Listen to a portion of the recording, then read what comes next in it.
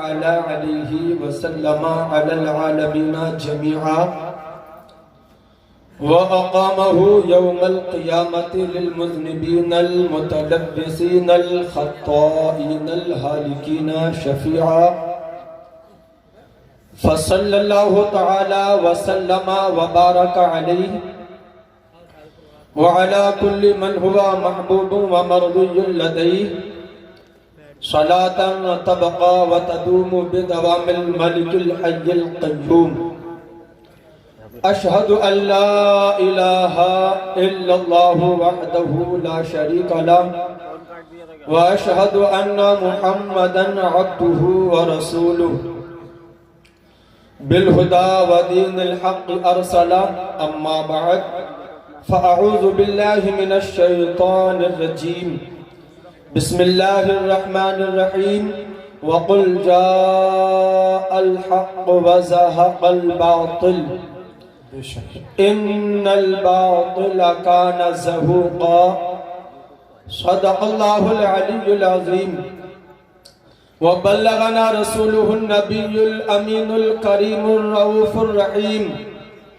ونحن على ذلك لمن الشاهدين والشاكرين والحمد لله رب العالمین۔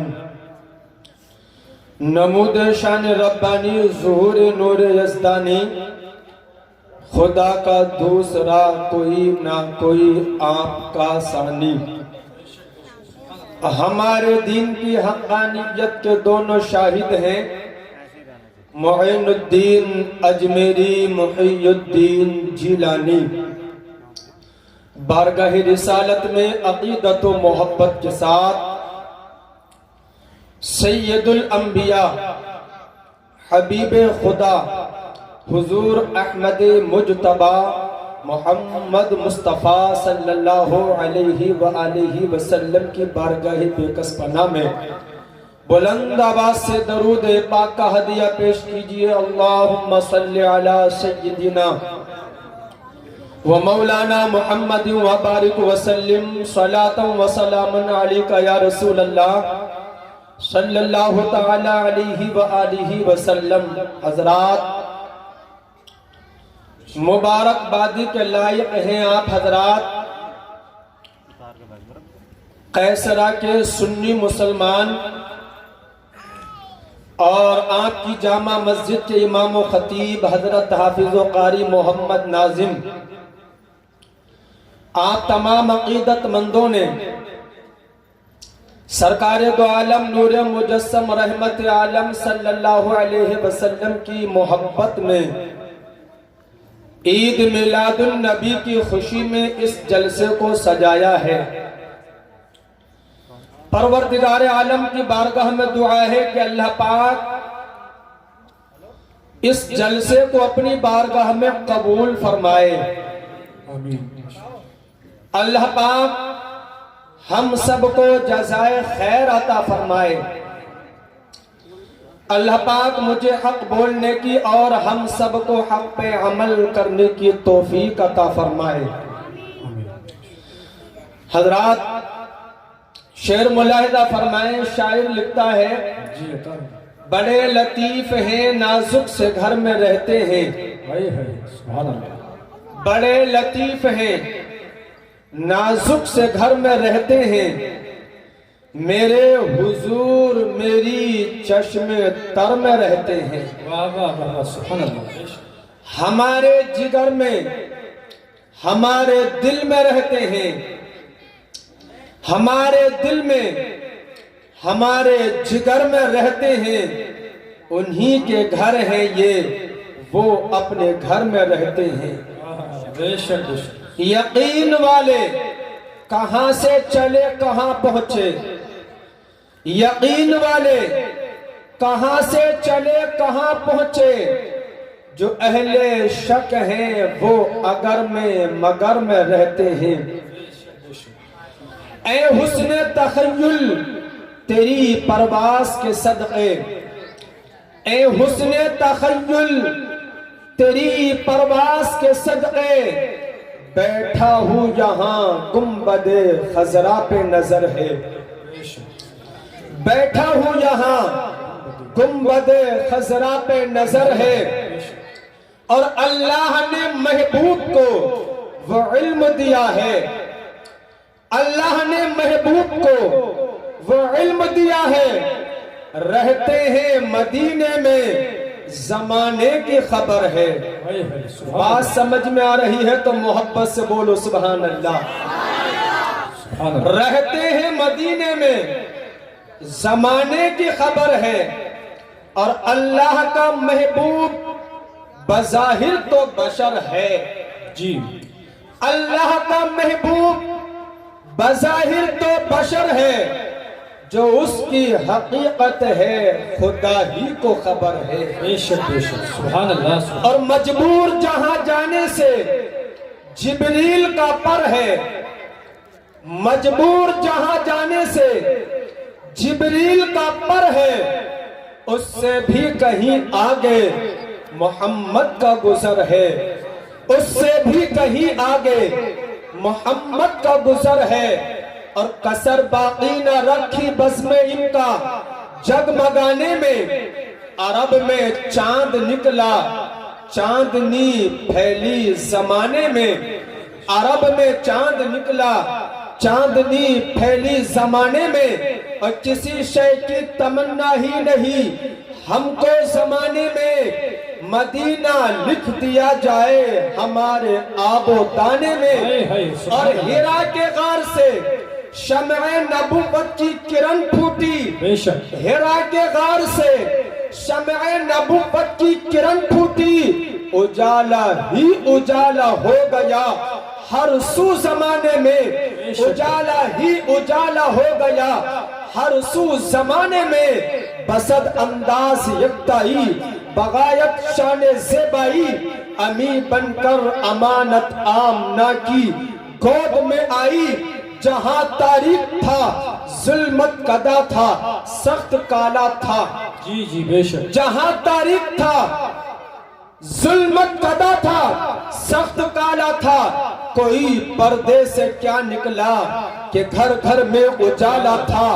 حضرات، جشن عید میلاد النبی کی خوشی میں اپنی بات کا آغاز یہاں سے کرنا چاہتا ہوں۔ پیارے مصطفیٰ صلی اللہ علیہ وسلم اس کائنات میں رحمت بن کر تشریف لائے ہیں۔ مسکرا کر بولیے سبحان اللہ۔ رحمت بن کر تشریف لائے ہیں۔ نبی کے آنے سے پہلے ساری دنیا میں ہر طرف ظلم ہو رہا تھا، خاص طور سے بچیوں پر، عورتوں پر سب سے زیادہ ظلم ہو رہا تھا۔ حضرات، عرب کے اندر بچیوں پر، عورتوں پر یہ ظلم ہو رہا تھا۔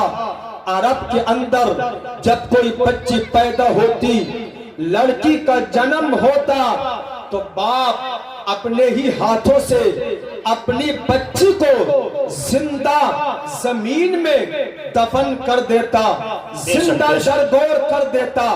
حضرات، ایک صحابی حضور کی بارگاہ میں حاضر ہیں، عرض کرتے ہیں یا رسول اللہ، جب آپ تشریف نہیں لائے تھے، آپ کے آنے سے پہلے عرب کے اندر بچیوں کو زندہ درگور کر دیا جاتا تھا۔ یا رسول اللہ، میں نے بھی ظلم کیا ہے، میں نے بھی اپنی بچیوں کو زندہ دفن کیا ہے۔ یا رسول اللہ، میں بڑا گنہگار ہوں، سیاکار ہوں، خطا کار ہوں۔ حضرات محترم، یہ پچھلے حالات بیان کر رہے ہیں، زار قطار رو رہے ہیں۔ حضور نے فرمایا، بتاؤ تم نے کون سا گناہ کیا ہے؟ عرض کیا رسول اللہ، میرے گھر میں ایک بچی پیدا ہوتی ہے، بڑی خوبصورت بچی تھی۔ یا رسول اللہ، جب وہ بچی پاؤں چلنے لگی تو میں نے سوچا اب یہ بچی جوان ہو جائے گی تو مجھے اس کی شادی کرنی پڑے گی، شادی میں مجھے جہیز دینا پڑے گا، اس لیے یا رسول اللہ میں نے اپنی بیٹی کو دفن کرنے کا، زندہ دردور کرنے کا منصوبہ بنایا، اور میں نے اپنی بیٹی سے کہا اے میری بچی تم میرے ساتھ جنگل چلو، میں تمہیں جنگل کی سیر کرانا چاہتا ہوں، میں تمہیں جنگل کے اندر باغ دکھانا چاہتا ہوں، پھل اور پھول دکھانا چاہتا ہوں۔ حضرات محترم صحابی رسول بیان کر رہے ہیں، پیارے مصطفیٰ سن رہے ہیں، صحابی رسول نے عرض کیا رسول اللہ دور جاہلیت میں اپنی بچی کو جنگل لے کے گیا، جنگل کے اندر پہنچنے کے بعد میں نے دیکھا ایک کنواں ہے، وہ کنواں سوکھا پڑا ہے، میں نے اپنی بچی سے کہا اے بیٹی ذرا اس کنویں کو دیکھو یہ کنواں کتنا گہرا ہے۔ وہ بچی نادان تھی، چھوٹی سی بچی، سادہ سی بچی، اس نے جیسے ہی کنویں کے اندر جھانکا اور دیکھنا شروع کیا، یا رسول اللہ میں نے پیچھے سے ٹھوکر ماری، جیسے ہی میں نے اپنی بچی کو دھکا دیا میری بچی کنویں کے اندر گر گئی، جیسے ہی وہ بچی کنویں کے اندر گری، گرانے کے بعد اب میں نے اوپر سے مٹی ڈالنی شروع کر دی، پتھر ڈالنے شروع کر دیے۔ اب بچی نے جب دیکھا کہ میرا باپ یہ باپ نہیں ہے، یہ ظالم ہے، مجھے زندہ دفن کر رہا ہے، اب اس بچی نے کہا تھا اے باپ مجھے آپ کی دولت نہیں چاہیے، مجھے آپ کا پیسہ نہیں چاہیے، مجھے آپ کی زمین نہیں چاہیے، مجھے آپ کا گھر نہیں چاہیے، مجھے باہر نکالو، مجھے تو زندگی چاہیے، مجھے تو آپ کی محبت چاہیے، مجھے تو آپ کا پیار چاہیے۔ یا رسول اللہ وہ بچی باپ کہہ کے مجھے پکارتی رہی ابا جان اس کنویں سے مجھے باہر نکالو، میری جان کو بچاؤ، میری جان کو بچاؤ، مجھے آپ کی ضرورت ہے، آپ کی محبت کی ضرورت ہے۔ لیکن یا رسول اللہ وہ زمانہ جاہلیت تھا، میں نے اپنی بچی کو اپنے ہی ہاتھوں سے اس کنویں کے اندر زندہ دفن کر دیا، زندہ دردور کر دیا۔ حضرات پیارے مصطفیٰ اس واقعے کو سن رہے ہیں، پیارے مصطفیٰ کی آنکھوں میں آنسو آ جاتے ہیں، نبی زارو قطار رو رہے ہیں، پیارے مصطفیٰ کی آنکھیں اشک بار ہیں، نبی اتنا روئے کہ آپ کی داڑھی آنسوؤں سے تر ہو جاتی ہے۔ حضرات محترم نبی کے آنے سے پہلے بیٹیوں کو مارا جا رہا تھا، زندہ دفن کیا جا رہا تھا عرب کی سرزمین پر، اور یہ ہندوستان جس ملک کے اندر ہم اور آپ رہتے ہیں، ہندوستان کے اندر جب کوئی آدمی مر جاتا اور عورت بیوہ ہو جاتی، ودوہ ہو جاتی، بیوہ عورت کو منحوس سمجھا جاتا، ناپاک سمجھا جاتا، اور یہ خیال کیا جاتا کہ یہ عورت بیوہ ہے، یہ منحوس عورت ہے، اس کی وجہ سے اس کا پتی مر گیا ہے، اس کی نحوست کی وجہ سے اس کا آدمی مر گیا ہے، یہ بیوہ منحوس عورت ہے، ناپاک عورت ہے، اس لیے اس کو بھی زندہ رہنے کا کوئی حق نہیں۔ حضرات جیسے ہی شوہر کی چتا کو آگ لگائی جاتی تھی، ہندوستان کے اندر زندہ بیوہ کو بھی جلایا جاتا تھا۔ حضرات یہ ہندوستان کی تاریخ ہے، یہ ہندوستان کا اتہاس ہے۔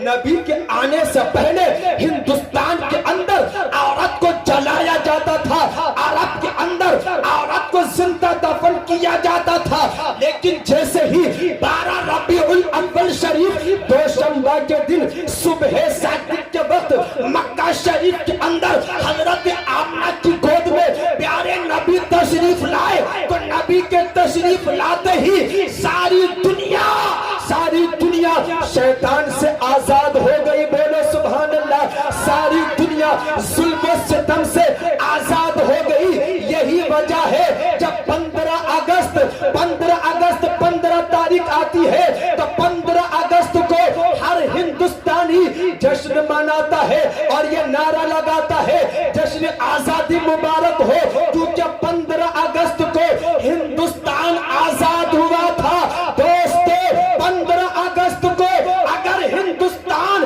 آزاد ہوتا ہے تو 12 ربیع الاول شریف کو سارا جہان آزاد ہوتا ہے۔ نعرہ تکبیر، نعرہ رسالت، علماء اہل سنت، فیضان اعلیٰ حضرت، جشن عید میلاد النبی، نعرہ تکبیر، نعرہ رسالت، سبحان اللہ، زندہ باد۔ بہت اچھے نبی کی حدیث، پیارے نبی نے فرمایا کہ بیٹی اللہ کی رحمت ہے، مسکرا کر بولے سبحان اللہ۔ میرے آقا نے فرمایا جس کے گھر میں 3 بیٹی پیدا ہو جائے اور وہ تینوں بیٹیوں سے پیار کرے، محبت کرے، اپنی بیٹیوں کو تعلیم دے، اپنی بیٹیوں کو ادب سکھائے، اپنی بیٹیوں کو قرآن پڑھائے، اپنی بیٹیوں کو زیور علم سے آراستہ کر دے، اپنی بیٹیوں کو سیدہ فاطمہ زہرا کی کنیز بنا دے، اور جب وہ تینوں بیٹیاں جوان ہو جائیں عزت کے ساتھ میں اپنی بیٹیوں کی شادی کر دے، شادی کرنے کے بعد جو ماں باپ اپنی بیٹیوں کو رخصت کر دے تو پیارے نبی ارشاد فرماتے ہیں 3 بیٹیوں کے ماں باپ کو قیامت کے میدان میں میری شفاعت ڈھونڈنے کی۔ حضرات آقا کریم صلی اللہ علیہ وسلم ارشاد فرماتے ہیں لوگوں جس گھر کے اندر بیٹی پیدا ہوتی ہے، بیٹی کا جنم ہوتا ہے، اللہ کے فرشتے چاروں طرف سے اس گھر کو گھیر لیتے ہیں، رحمت کے فرشتے اس گھر کو چاروں طرف سے گھیر لیتے ہیں، اور دروازے پہ کھڑے ہونے کے بعد فرشتے کہتے ہیں کہ دنیا کے اندر بیٹی کا آنا مبارک ہو، دنیا کے اندر بیٹی کا آنا مبارک ہو، اس گھر کے اندر بیٹی کا آنا مبارک ہو۔ رحمت کے فرشتے اس گھر والوں پہ سلام بھیجتے ہیں اور مبارکباد دیتے ہیں۔ لوگوں جس گھر کے اندر بیٹا پیدا ہوتا ہے تو دنیا والے مبارکباد دیتے ہیں، لیکن جس گھر میں بیٹی پیدا ہوتی ہے اللہ کی رحمت کے فرشتے مبارکباد دیتے ہیں۔ کیا کہنے ہیں، سبحان اللہ، سبحان اللہ، سبحان اللہ۔ حضرات آقا نے فرمایا جس کے پاس میں 2 بیٹیاں ہو اپنی بیٹیوں کو پڑھاؤ۔ ارے یہ لوگ تو آج نعرہ لگا رہے ہیں کہ بیٹی بچاؤ بیٹی پڑھاؤ، بولیے یہ نیا نعرہ ہے کہ نہیں؟ یہ نیا نعرہ ہے کہ بیٹی بچاؤ بیٹی پڑھاؤ۔ ارے یہ 100 سال یا 200 سال کا نعرہ نہیں بلکہ 1400 سال پرانا نعرہ ہے۔ سب سے پہلے عرب کی سرزمین پہ مکے کے اندر میرے آقا نے فرمایا جس کے پاس میں 2 بیٹی ہو اپنی بیٹیوں کو پڑھائے، اپنی بیٹیوں کو سکھائے، تعلیم دے، ادب سکھائے، پردہ سکھائے، شریعت سکھائے، اور اپنی بیٹیوں کی دونوں کی شادی کر دے عزت کے ساتھ میں، تو آقا نے فرمایا 2 بیٹیوں کے ماں باپ کو میں جنت کی خوشخبری دیتا ہوں، جنت کی بشارت دیتا ہوں۔ حضرات ایک بیٹی کی ماں آتی ہے، عرض کرتی ہے یا رسول اللہ اگر کسی ماں کے پاس میں ایک ہی بیٹی ہو اس کے لیے کیا حکم ہے، اس کے لیے کیا ارشاد ہے؟ اعلیٰ حضرت فرماتے ہیں کیا ہی ذوق افزا شفاعت ہے، تمہاری واہ قرض لیتی ہے گناہ پرہیزگاری واہ۔ جیسے ہی ایک بیٹی کی ماں نے سوال کیا تھا یا رسول اللہ جس ماں باپ کے پاس میں ایک بیٹی ہو اس کے لیے کیا حکم ہے، کیا ارشاد ہے؟ تو نبی مسکراتے ہیں، ارشاد فرماتے ہیں جس کے پاس میں ایک بیٹی ہو اور اپنی بیٹی کی عزت کے ساتھ شادی کر کے رخصت کر دے ان کو بھی میں جنت کی خوشخبری دیتا ہوں۔ نعرہ تکبیر، نعرہ رسالت، علماء اہل سنت، فیضان اعلیٰ حضرت، جشن عید میلاد النبی، نعرہ تکبیر، نعرہ رسالت۔ اچھا بات سمجھ میں آ رہی ہے؟ محبت سے بولو سبحان اللہ۔ نیند تو نہیں آ رہی؟ اگر نیند آ رہی ہو، جس کو نیند آ رہی ہو تو اس کے کان میں بول دینا سبحان اللہ۔ سبحان اللہ کہنے کا بھی ثواب ملے گا اور بیدار کرنے کا بھی ثواب ملے گا۔ میں عرض یہ کر رہا تھا کہ پیارے نبی نے بیٹیوں کو بچانے کا اور بولو پڑھانے کا نعرہ دیا ہے۔ بیٹیوں کو پڑھانے کا اور بچانے کا نعرہ دیا ہے۔